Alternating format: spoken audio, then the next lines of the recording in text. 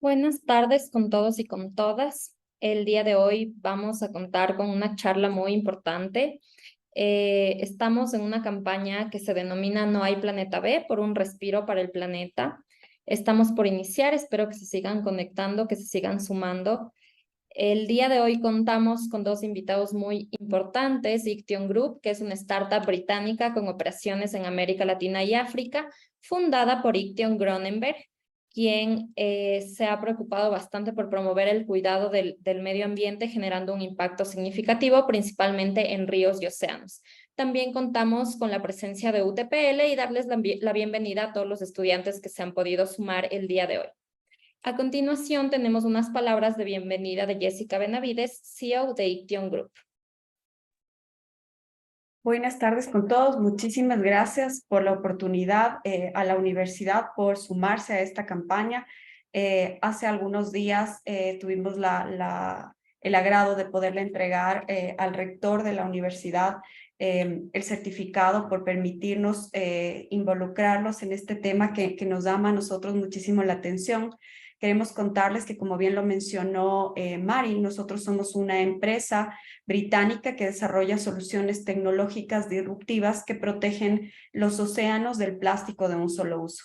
Tenemos actualmente operaciones en Latinoamérica, en Europa y África, y nuestro objetivo principal es lograr concientizar al consumidor principalmente de que tome las mejores decisiones al momento de elegir qué va a consumir. Entonces, por eso tan importante poder involucrar a los agentes de cambio, como los hemos denominado, a los estudiantes de las universidades.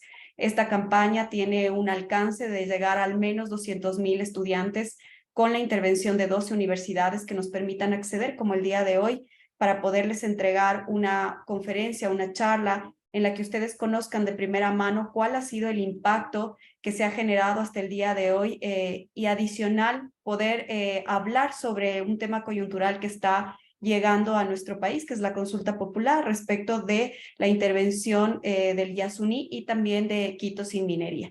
Es importante que ustedes como estudiantes conozcan de estas problemáticas, se sensibilicen y tomen una decisión informados. Nosotros, como les decía, consideramos que son los agentes de cambio y creemos que la oportunidad de cambiar la historia de nuestro país y vernos a nivel regional y ojalá en el mundo como un ejemplo de cambio inicia en las aulas, inicia a través de ustedes, y agradecemos y felicitamos nuevamente a la UTPL por permitirnos esta oportunidad de llegar a cada uno de ustedes y abrir este espacio de debate, de conversación que genere realmente un impacto y que ustedes puedan empezar a hablar sobre temáticas que seguramente más adelante con los años van a tener que vivirlas, ¿no? Actualmente ya tenemos algunas intervenciones que tenemos que realizar, algunos cambios que tenemos que realizar justamente por las afectaciones climáticas que estamos viviendo. Entonces, muchísimas gracias por sumarse y bienvenidos todos. En este momento voy a compartirles la guía de separación de residuos y Jessica ya nos comentará un poquito al respecto. Claro que sí, Mari. Bueno, hemos desarrollado un primer producto en esta campaña, que es la guía de separación de residuos que ustedes ven actualmente en sus pantallas. Hay un dato súper importante que queremos compartirles, que es una de las cosas que nos mueve a nosotros a trabajar sobre estas temáticas. En el Ecuador se generan alrededor de 14,000 toneladas diarias de desechos sólidos, y de ello apenas el 4% reciclamos a través de las manos que limpian nuestro país, que son los recicladores de base.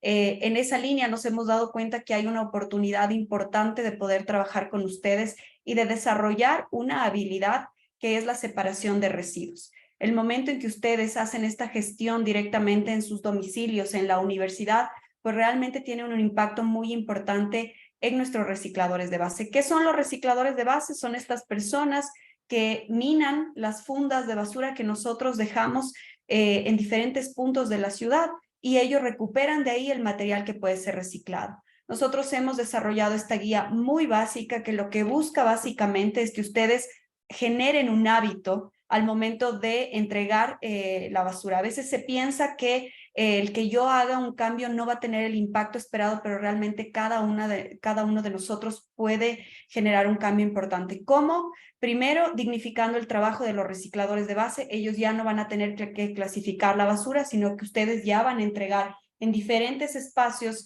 en diferentes bolsas, lo reciclable, lo orgánico y lo no reciclable. Hemos definido que este sea el inicio de ciudades inteligentes, de ciudades sostenibles que realmente aporten al país. Y hemos desarrollado un pequeño diccionario para las personas que quieran conocer un poco más, involucrarse un poco más respecto de la temática, pues hemos desarrollado un diccionario de residuos sólidos que ustedes pueden encontrar en este QR o en el link que les vamos a enviar a través de los medios de comunicación de la universidad para que ustedes puedan tener mayor información. Mari, ¿podemos compartir el video nada más para que vean un ejemplo? Nosotros les hemos hecho un video muy corto que engloba este cambio de comportamiento desde los domicilios y, como les decía, también desde sus hogares.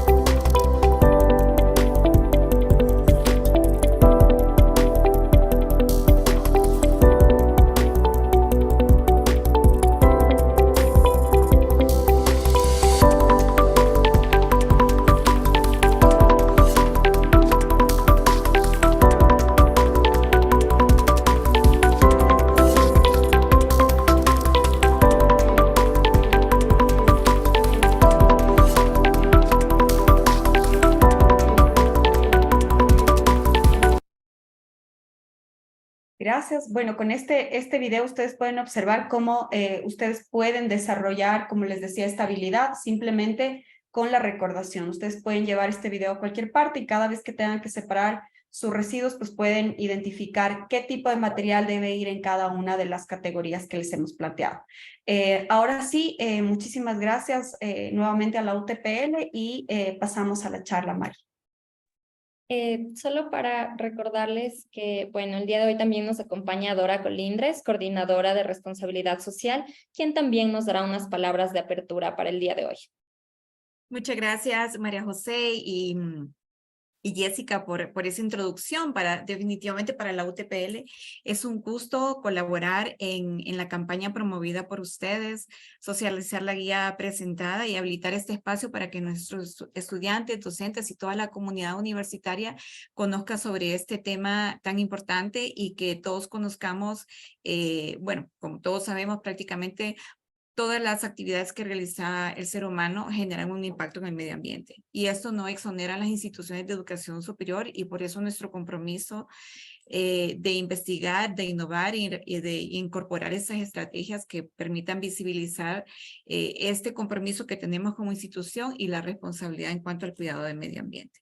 La UTPL ha implementado algunas iniciativas para reducir estos desafíos ambientales a los que nos enfrentamos día a día y hemos adoptado ciertos lineamientos, realizamos monitoreos en los consumos de recursos, hemos identificado y aplicado algunas buenas prácticas que estamos monitoreando, como por ejemplo el monitoreo de recursos, el consumo de recursos que la universidad tiene y la incorporación de algunas acciones y medidas en nuestra gestión ambiental. Hoy en día el campus UTPL cuenta con más de 300 paneles solares en nuestro campus aquí en Loja, que permite reducir parte de nuestra huella de carbono. Hemos tenido tenemos un autoconsumo del 83% respecto a la producción total de energía de estos paneles solares. Asimismo, docentes, investigadores y científicos realizan artículos y proyectos de vinculación con la sociedad en donde se contemplan algunas acciones asociadas a la protección y conservación del medio ambiente. También nosotros nos preocupamos mucho por la recolección de los residuos sólidos y tenemos un punto de recolección y clasificación de estos residuos, de 10 tipos de residuos, en donde los docentes, estudiantes y colaboradores hacen la recolección y clasificación desde sus casas y sus oficinas, y estos los entregamos a un gestor ambiental autorizado que es Gira Recicla, con quien iniciamos una alianza hace 3 años. Y precisamente ese tipo de alianzas es la que nos trae el día de hoy, en donde este tipo de relaciones interinstitucionales permite que conozcamos un poco más de estos retos y desafíos que todas las instituciones tenemos el día de hoy para combatir la crisis ambiental que enfrentamos, y como universidades estamos llamados a compartir y generar conocimiento para todos los que nos acompañan, y pongamos un granito de arena en la conservación de nuestra casa común, nuestro planeta. Así que muchas gracias por estar esta tarde, el día de hoy, en UTPL.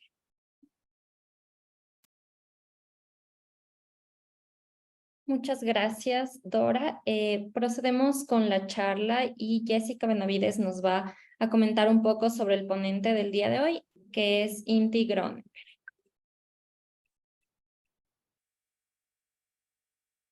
Bueno, muchísimas gracias, Inti, por sumarte al proyecto. Lo hemos sacado un ratito del trabajo y de la investigación, y quiero compartirles a todos los estudiantes que para mí es un honor poderle presentar en una charla, sobre todo porque Inti se ha posicionado como un líder de opinión en temas medioambientales y conoce muchísimo sobre la problemática, así que el día de hoy van a conocer de primera mano cómo está actualmente el asunto. Inti Groneberg es presidente y fundador de Ition Group. Él realizó su doctorado en ecosistemas de innovación en el Imperial College de London. Tiene un masterado en Ingeniería de Manufactura y Productividad en la Universidad de Greenwich, y su pregrado la realizó en Ingeniería Mecánica Industrial en la Universidad ESPE de aquí del Ecuador. Entre los reconocimientos más importantes que podemos destacar es que en el año 2018 el MIT Technology Review lo catalogó como el inventor del año en Latinoamérica. Ha recibido premios internacionales como el Estrecho de Magallanes a la innovación global por el gobierno de la República de Chile, y ha recibido también uno de los más importantes en el Ecuador, que es la Orden al Mérito desde la Presidencia de la República, y ha sido nombrado como embajador al ambiente por el Ministerio de Ambiente. Así que, Inti, muchísimas gracias por sumarte y te escuchamos. Muchísimas gracias, Des, por la introducción. Buenas tardes con todos. Es un gusto estar con ustedes hoy. Mi nombre es Inti Groneberg. Tengo un emprendimiento tecnológico que desarrolla tecnologías para combatir la polución plástica. Lo fundamos en Inglaterra, lo hicimos en una universidad en el Imperial College London, y a través de estos años nos ha permitido conocer cada vez más a profundidad una realidad que a veces tratamos de ignorar, que es una realidad difícil, quizás el mayor reto que va a enfrentar la humanidad. Lo llamamos las 3 grandes crisis. Y algo que nos hemos dado cuenta acá en el país en nuestras intervenciones, ya sean tecnológicas, nosotros tenemos 4 sistemas en ríos que paran el flujo de plásticos, ya sean en el ámbito de política pública. Tenemos una fundación, la Fundación Circular, que generó la Ley de Economía Circular Inclusiva del país. Y entre otras actividades, nos hemos dado cuenta de que todavía hay mucho por enseñar, educar y capacitar sobre lo que se habla fuera del país, sobre estas crisis globales que comentamos, porque van a moldear nuestra realidad. No va a ser solamente la tecnología, la inteligencia artificial, la 4ª revolución industrial, sino que ya está justamente empezando a tomarse decisiones a nivel global para poder enfrentar estas crisis. Si no lo hacemos, en realidad existe un colapso a nivel internacional, ¿no? Entonces, en ese sentido, hemos decidido hacer esta charla que estamos compartiendo en las universidades para justamente poder comentar, para poder mostrar información actual, resumida, para que nos dé una idea general de lo que estamos hablando. Y también puede ser oportunidad. Este tipo de todo problema puede generar una oportunidad porque es una transformación de la sociedad. Y yo creo que es una muy buena oportunidad para el Ecuador, puesto que el Ecuador tiene condiciones como ser parte del área más megadiversa del planeta, que es Latinoamérica. Dentro de esa área, el Ecuador es el área más megadiversa por kilómetro cuadrado. Y sin duda, como ustedes van a ver en esta charla, eso nos va a generar un potencial ahora y a futuro, ¿no? Entonces, empezando ya con la charla, este gráfico creo que es muy decidor de un caricaturista de Reino Unido, donde dice, bueno, empezamos con el COVID como quizás el primer problema global que vive nuestra generación, pero se vienen otros más. Estamos enfrentando justamente el problema de una recesión económica, afectando muchísimo a países en desarrollo como el Ecuador. El Ecuador todavía no ha podido generar la misma cantidad de fuentes de empleo que tenía prepandemia y seguimos en ese proceso. Y bueno, y se nos vienen las siguientes potenciales crisis, ¿no? El cambio climático, que lo vamos a hablar un poco sobre el tema muy general, muy conocido también ya en el ámbito internacional, pero la siguiente, que es la pérdida y el colapso de la biodiversidad, se habla muy poco y ahí incluso hay implicaciones en países como el Ecuador, ¿no? Y una tercera que es la polución plástica, que también les voy a mencionar, y esto a la final puede generar guerras por recursos, ¿no? Ese es el futuro probable si es que nosotros no hacemos un cambio, ¿no? Entonces, cambio climático, la que más se ha hablado a nivel internacional, va a cobrar mucha fuerza este año, producto del fenómeno del niño, al haber tenido a nivel global un efecto de la niña en los 3 últimos años. De alguna forma se han mitigado los efectos de cambio climático porque el fenómeno de la niña lo que hace es, se da un efecto de reducción de la temperatura de los océanos y eso mitiga en cierta forma los resultados que genera el cambio climático. Este año ya está declarado hace 2 semanas de forma oficial, datos de la NASA en Estados Unidos y otras instituciones ya han declarado de forma oficial el retorno del fenómeno del Niño. ¿Qué quiere decir esto? Las aguas, sobre todo en la línea ecuatorial del planeta, eso quiere decir el Ecuador también, van a sufrir un proceso de calentamiento. Ese proceso de calentamiento, sumado a los efectos de cambio climático, se va a multiplicar. Entonces, ¿qué es lo que va a empezar a ocurrir? Todavía no tenemos un acuerdo internacional de qué tan grave va a ser. Muchos dicen que vamos a empezar a sentir los efectos del incremento de la temperatura promedio global de 1 grado centígrado, lo cual lo que va a empezar a suceder es un incremento de las fuerzas de la naturaleza. Si la lluvia, por ejemplo, la intensidad va a aumentar en cantidad y en frecuencia en ciertas partes como la región de Ecuador y la región andina. En otros lugares como Estados Unidos, la temporada de ciclones puede generar mayor cantidad de estos efectos. Hemos vivido recientemente en Canadá un grave incendio forestal que incluso la nube de humo está llegando a Europa, algo que no se había visto con anterioridad. Se puede seguir dando el tema de la disminución de los glaciares en los árticos y esto puede generar incremento de la altura promedio del océano y eso puede generar inundaciones. Entonces, ese es el mundo en el cual estamos viviendo y esto justamente se da producto de una desconexión total entre las actividades humanas y el efecto medioambiental. Hemos vivido revoluciones industriales, hemos vivido procesos de desarrollos tecnológicos, desafortunadamente desconectados justamente de los efectos ambientales. Y esto no lo digo yo, lo dice ya el panel intergubernamental de científicos internacional que existe, que es el IPCC. Ya ahora hablar de que el cambio climático no es realmente un efecto de las actividades humanas, ya es algo como decir que el planeta es plano, ¿no? Ya es un efecto real y hay que empezar a discutirlo, a debatirlo y ver cómo se mitigan estos efectos, ¿no? Entonces, en el Ecuador se está empezando a hablar de forma temprana, lo cual es positivo. Ojalá esto nos ayude a pensar en alternativas para que el efecto se mitigue, ¿no? Pero yendo más allá del cambio climático, algo que se habla muy poco y que es importantísimo para regiones como el Ecuador es la pérdida de biodiversidad. ¿Qué es la pérdida de biodiversidad?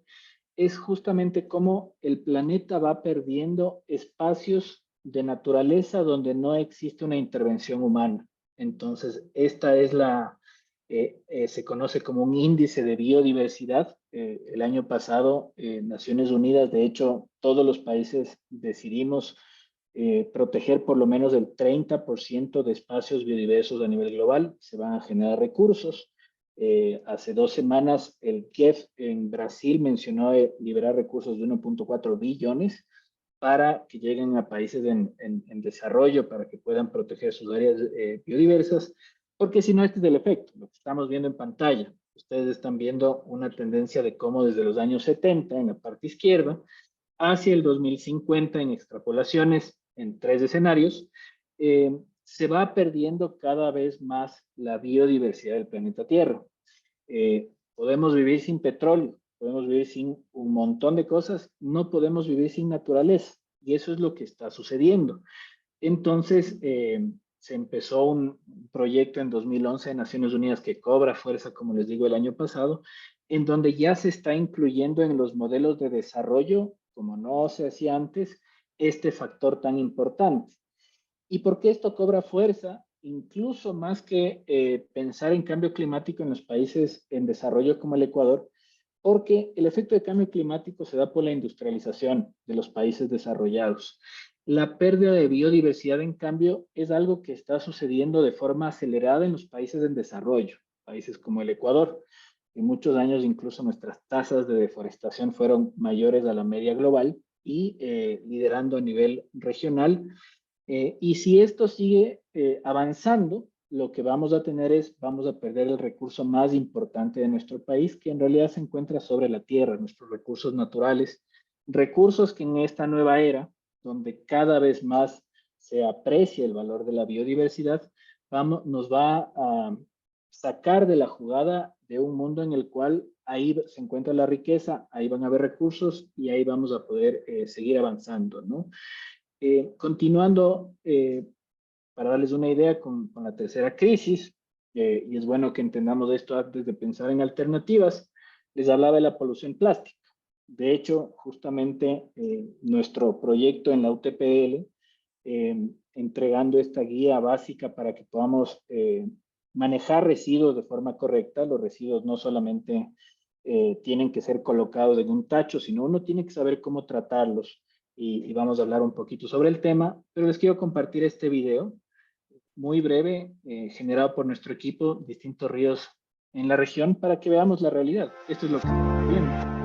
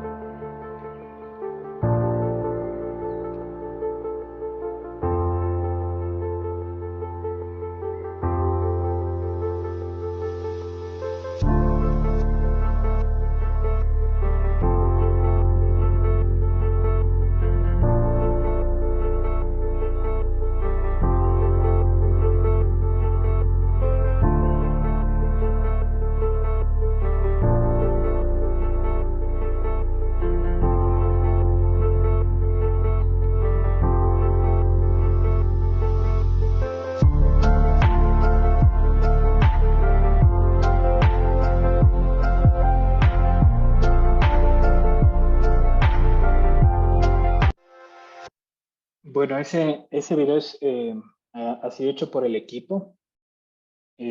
Por cierto, dudas, preguntas que tengan, les invito a dejar en la caja de comentarios para revisarlos al final.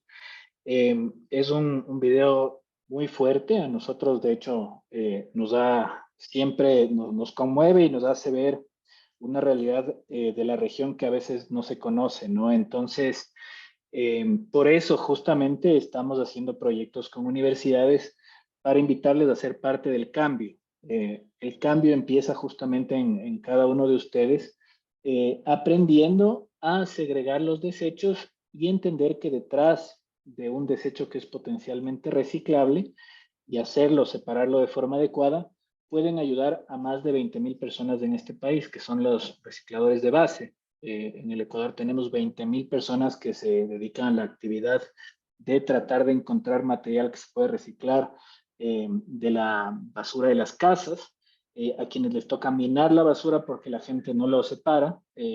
pierden tiempo en eso, tienen riesgos de seguridad, temas de problemas de contaminación y demás, y terminan ganando la mitad de un básico. Entonces, su acción de solamente segregar la basura, lo que es reciclable, lo que no es, y también lo orgánico, puede hacer una diferencia masiva en el trabajo de los recicladores de base y masiva también en la realidad de nuestro país.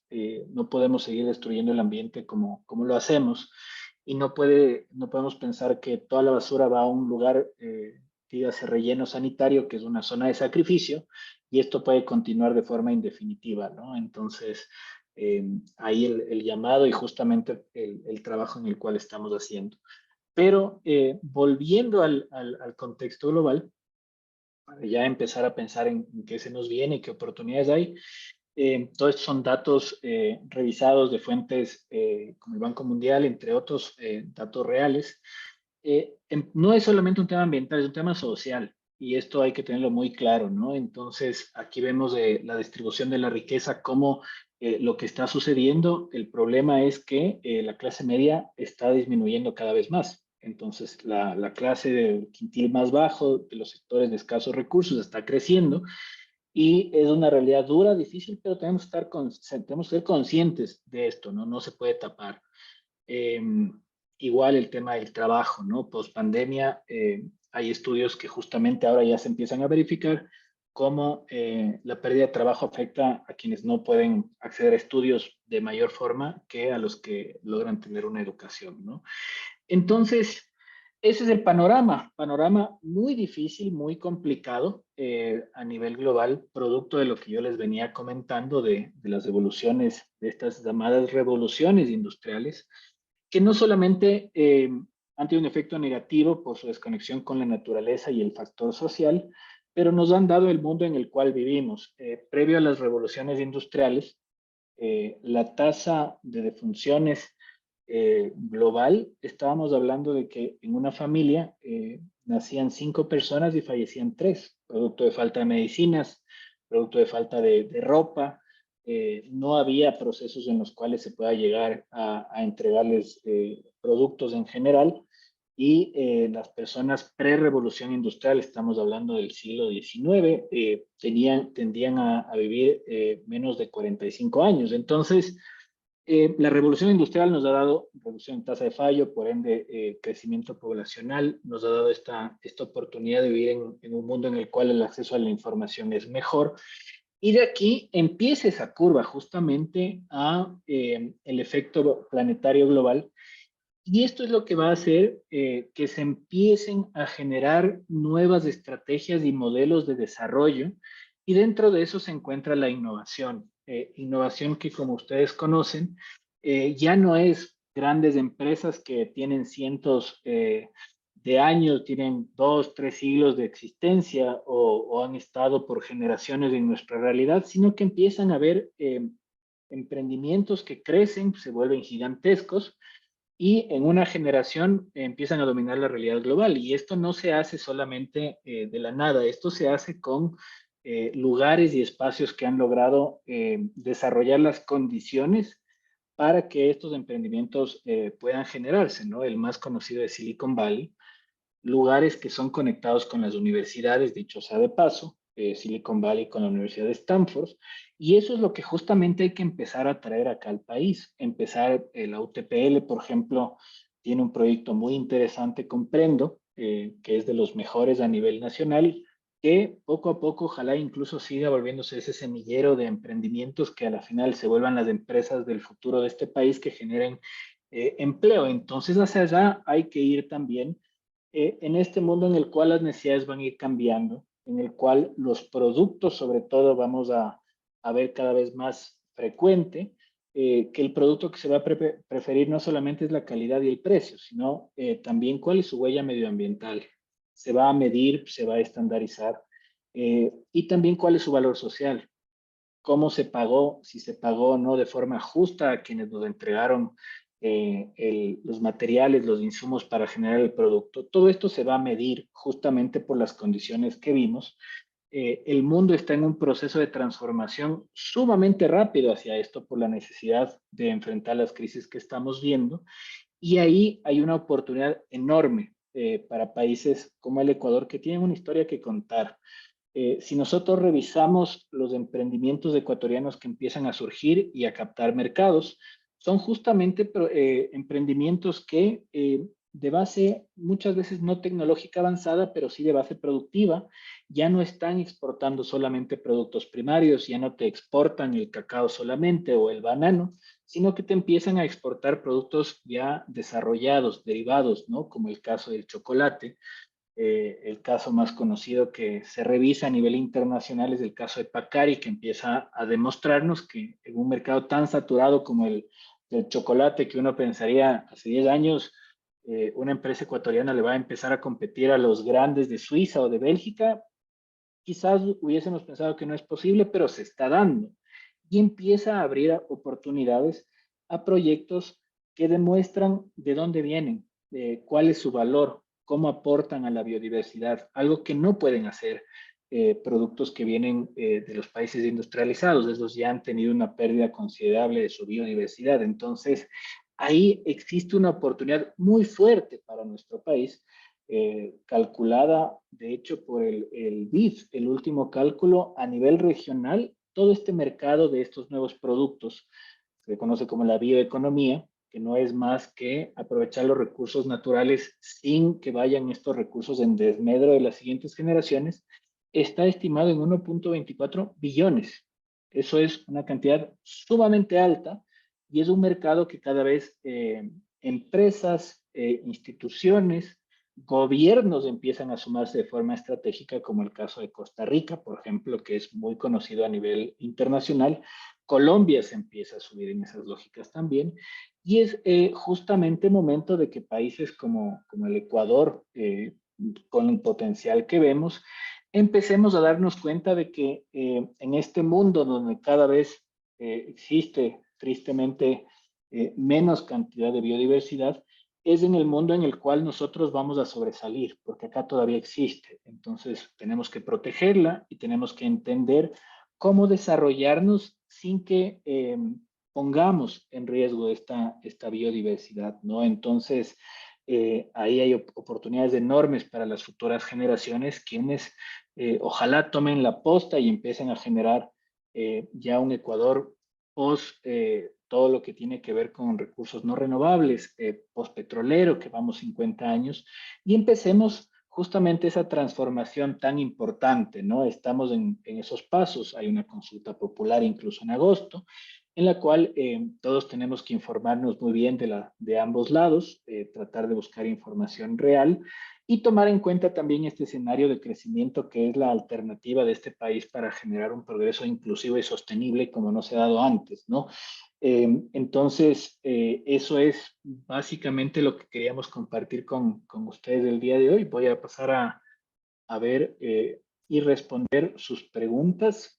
Muchísimas gracias quienes nos han dejado sus preguntas y a las órdenes para seguirlas leyendo y respondiendo. Entonces, empiezo con Michael Vite. Nos dice lo siguiente: ¿qué propuestas se generan en beneficio de los recicladores que actualmente minan la basura, ya que en un futuro podrían dejar de percibir algún ingreso por la actividad que realizan actualmente? Muy pertinente la pregunta de Michael, muchas gracias. Pongamos contexto de lo que estamos hablando. Vemos muchas veces personas que se dedican a abrir las fundas de basura de las casas e intentan ver qué material pueden recuperar y van casa por casa, muchas veces poniéndose ese material en el hombro. Esos son nuestros minadores. Es la gente que en el país vive tratando de hacer reciclaje. En el Ecuador tenemos casi alrededor de 20,000 personas. Es un trabajo ya reconocido por el Estado a través de la Ley de Economía Circular Inclusiva y es un interés del país de tratar de ayudarles a que por lo menos ganen un sueldo básico por su trabajo. Al momento están ganando la mitad de un sueldo básico. Entonces, ¿cómo les podemos ayudar nosotros a que puedan justamente ir evolucionando en el corto plazo? Primero, aprendamos a segregar los desechos. Así de sencillo. El momento que ustedes segregan los desechos de forma adecuada, que no solamente es separar, ojalá podamos continuar en este proceso con la UTPL para enseñar más adecuadamente el tema de la separación inteligente de los residuos, para que cuando llegue a un reciclador de base, llegue ya directo todo lo que él va a poder manejar. Entonces, imagínense en el tiempo que estamos ahorrando a un reciclador de base cuando nosotros ya le entregamos la basura de forma segregada, de forma separada. Y eso puede ser un inicio en el corto plazo. Luego hay que establecer políticas de mediano y largo plazo, porque lo interesante sería que nuestros recicladores se vuelvan una suerte de emprendedores que en base a volúmenes más grandes puedan ya empezar a hacer reciclaje de productos. Es muy difícil que en un futuro deje de existir el residuo, incluso en modelos de transformación. Siempre va a haber una necesidad de obtener esos residuos y transformarlos, entonces puede ser una actividad de trabajo muy interesante. Todo el modelo de transformación de lo lineal hacia lo circular, que es aprovechar los recursos y diseñar los productos para que puedan ser aprovechados luego de ser utilizados, según datos de la Organización Internacional del Trabajo, va a generar 5 millones de fuentes de empleo a nivel regional, entonces muchísimo por hacer ahí, ¿no? Stalin Guayas Poma nos dice, ¿qué tipo de capacitaciones se pueden implementar en las universidades para que los estudiantes se sumen en estos buenos hábitos? Lo primero es justamente hablar, conocer lo que estamos haciendo el día de hoy. Entendamos más de la realidad de nuestro país, entendamos justamente el tema grave de inequidad que tenemos. Preocupémonos por conocernos más como sociedad, eso es muy importante, eso ojalá lo hayamos aportado con un granito de arena el día de hoy. Y empecemos a entender cómo nuestro impacto por no saber segregar la basura y no entregarlo a un reciclador o a un gestor está generando un efecto de destrucción que luego llega hasta a nuestra salud, dicho sea de paso. Todo lo que llega al medio ambiente, entre ellos el plástico, va a terminar en el océano. Luego en el océano nosotros consumimos especies marinas, peces, entre otros, y nos llega el plástico que luego no logramos botar de forma adecuada, no logramos gestionar de forma adecuada. De hecho, hay un estudio que dice que estamos consumiendo el equivalente a una tarjeta de crédito en tamaño ya por lo que está sucediendo. Entonces, ahí hacer el llamado a una conciencia ambiental que no puede ser de unos pocos. Esto tiene que ser como leer y escribir por la realidad que estamos viviendo, ¿no? No sé cómo estamos en tiempo. Si por favor me comentan y yo puedo seguir respondiendo las preguntas. Estamos bien. Estamos bien de Perfecto. tiempo. Gracias. Me paran nomás ahí con confianza porque si me voy de largo a veces, como este tema es muy apasionante, a veces uno pierde el tiempo. Claudia dice, ¿qué tipo de proyectos de vinculación con la sociedad se puedan desarrollar para que tanto docentes y estudiantes puedan ayudar a las comunidades a generar estos buenos hábitos? Bueno, estamos empezando con nuestra relación con la UTPL. Fase inicial, aprender el tema de segregación, empezar a discutir esto también en nuestros hogares, tratar de volverse embajadores de la realidad nacional. El escenario es complejo, pero al mismo tiempo nos va a dar una oportunidad. Este país tiene que mantener su biodiversidad y eso le va a hacer sobresalir frente a lo que tenemos en otras sociedades, en otros países, ¿no? Entonces, a veces esto se desconoce, pero países como Inglaterra, por ejemplo, en el proceso de industrialización y de las guerras que generaron, ellos se comieron el 80% de todos sus bosques. Entonces ahora tienen bosques que han tenido que ser regenerados, bosques son diferentes, mientras que acá tenemos joyas naturales como por ejemplo el Yasuní, para darles una idea, en una hectárea del Yasuní, en una hectárea, existe más vida que toda el área de Estados Unidos y Canadá combinadas. Entonces, eso es lo que justamente es una joya que nosotros tenemos que empezar a entender. Vivimos el Ecuador, los ecuatorianos vivimos en un paraíso y el momento que el desarrollo del Ecuador se conecte con su entorno es el momento que yo creo que vamos a progresar en ese sentido, ¿no? Entonces, es eso, primero empezar a comunicar, a hablarlo, empezar desde nuestros hogares y ojalá a futuro esto sea como leer y escribir para todos, es necesario, ¿no? Andrea Quesada nos dice, INTI, en función de la guía compartida, considera que la economía circular está relacionada con el consumo responsable de los hogares. Y les agradezco por las preguntas, son de muy buen nivel. En realidad estoy gratamente sorprendido. Es una pregunta muy inteligente, la de la economía circular versus el consumo de los hogares.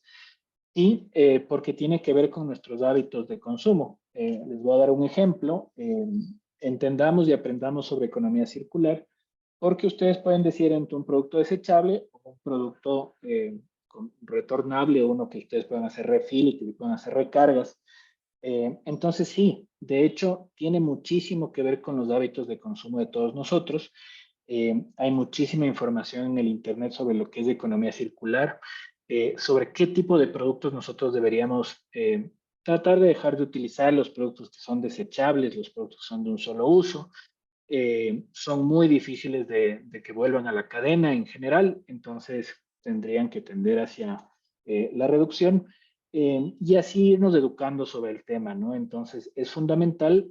Al mismo tiempo, la industria en general, ahora el Ecuador tiene una ley de economía circular inclusiva, es relativamente nueva, pero marca la pauta inicial para un desarrollo, ¿no? Entonces esto nos va a ayudar a una transformación y esa transformación empieza justamente con sus hábitos. Y también aprovecho para decir, consuman productos locales. Eso es, si nosotros prefiriéramos los productos locales versus los extranjeros, acá habría muchísimo más trabajo y muchísimo menos problemas. Entonces, empecemos a sentirnos orgullosos y apoyemos todo proyecto local. Eso marca una enorme diferencia, ¿no? Michael nos dice, ¿cada cuánto considera usted que se deben generar reactivaciones para que este tema quede en el top of mind de la población? ¿O qué otras estrategias serían aplicadas en nuestro país para conseguir una verdadera concientización? Eso es justamente lo que estamos buscando cómo generar modelos en los cuales capacitemos a las personas sobre el manejo de residuos. Estamos tratando de hacer un proceso de implementación en universidades, más allá de la guía, ¿no? Unos talleres en los cuales la gente pueda entender su efecto, si saben segregar bien los residuos. Imagínense si una universidad como la UTPL lo logra, el impacto que tiene es altísimo, y luego si eso va hacia los hogares, entonces vamos a lograr hacer esa transformación tan necesaria, ¿no? Contarles solo brevemente para que veamos lo importante de ese cambio. Hay muchos lugares que ya empezamos a tener problemas aquí en el país de manejo del destino final de la basura, que son los botaderos. En ciertos casos, la mitad del país todavía tiene botaderos a cielo abierto, celdas emergentes. La otra mitad tiene rellenos sanitarios. Y acá en Quito, por ejemplo, tenemos ya el problema con el INGA, que tenía que haber sido cerrado hace 4 años. Todo Quito genera al menos 2.500 toneladas de residuos diarias. Entonces, estamos en un punto en el cual la saturación del INGA es altísima. El alcalde actual ha decidido ya el cierre y en la búsqueda de otro lugar en donde ojalá ya podamos empezar a hacer la separación, ¿no? El momento que separamos, lo reciclable, lo no reciclable y lo orgánico, justamente nos permite que solo lo no reciclable sea lo que tenga que llegar a este lugar, ¿no? Entonces, eso nos va a permitir evitar mayores impactos ambientales, ¿no? Inti, Verónica, ¿no? perdóname que te interrumpa y para los estudiantes y las personas que nos están mirando, por temas de tiempo, vamos a cerrar ahí las preguntas hasta Jorge Tapia, que tengo yo, porque no vamos a alcanzar a contestar todas. Entonces, muchísimas gracias a todos. Encantados de poder revisar sus preguntas a través de redes sociales. Les invito a seguirle a Inti a través de Solo GrowInti. unita más que es súper Sí, importante. sí, Lo no, de aceite. hasta Jorge Tapia, si estás de acuerdo, tenemos 10 Ah, minutitos ya. todavía, hasta Jorge Tapia, pero para que ya nos sigan mandando sus preguntas, porque no vamos a alcanzar a contestarlas por un tema de tiempo. Ya, mil disculpas. Y nos pueden enviar en redes y ya ahí les chequeamos también, ¿no? Ya me perdí. ¿Dónde estábamos? A ver. De Verónica. En la guía no veo los residuos de aceite de cocina. Personalmente lo reciclo y tengo almacenado en botellas de vidrio, pero no tengo en dónde ir a dejarlo. En Ecuador hay una empresa que lo recicle. Gracias, Verónica. Sí, hay una empresa que se llama Segimus. Es una empresa que se dedica al tema de reciclaje de lo que es aceite. Hay todo por hacer en el país. Imagínense que tenemos mapeados de al menos 4 Segimos, la más conocida. pero es un tema de desarrollar e incluso los que quieran hacer emprendimientos, es un ejemplo, ¿no? El tema de aceite de cocina, una gota de aceite te afecta 1000 litros de agua, entonces tratemos de tener un hábito al respecto y Segimos es una que está avanzando muy interesante acá en todo el país. Smartland nos dice felicitaciones por tu amplia y clara presentación. Gracias. Te quería consultar qué tan complejo es comenzar a establecer políticas de reciclaje y generar incentivos de nivel de GATT para aumentar la tipología de reciclaje. Es justamente lo que estamos intentando hacer. Reciclaje, digámoslo así, la gente lo entiende como la separación de residuos, ¿no? El concepto de reciclaje real sería si tenías una botella PET, que se vuelve a hacer botella PET.